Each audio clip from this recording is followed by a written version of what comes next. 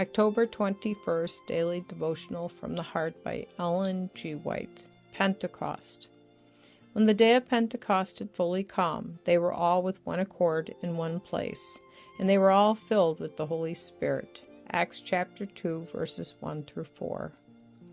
During the Jewish economy, the influence of God's Spirit had been seen in a marked manner, but not in full.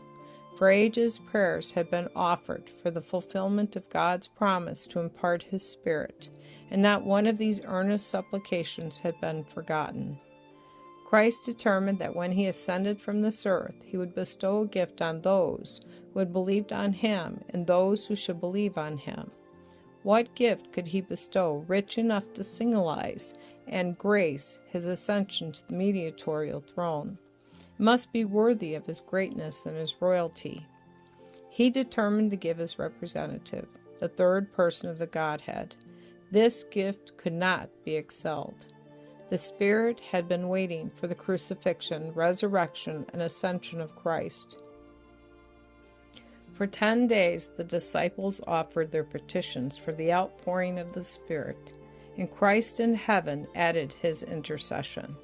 The Spirit was given as Christ had promised, and like a rushing, mighty wind, it fell upon those assembled, filling the whole house.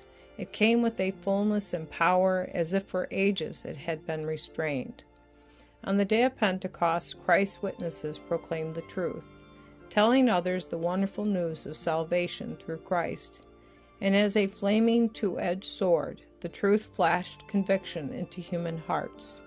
People were brought under Christ's control. The glad tidings were carried to the uttermost bounds of the inhabited world. The church beheld converts flocking to her from all directions. The altar of the cross, which sanctifies the gift, was rebuilt. Believers were reconverted, sinners united with Christians in seeking the pearl of great price. The prophecy was fulfilled, the weak shall be as David, and David as the angel of the Lord. Every Christian saw in his brother the divine similitude of benevolence and love. One interest prevailed, one subject swallowed up all others. Every pulse beat in healthy concert.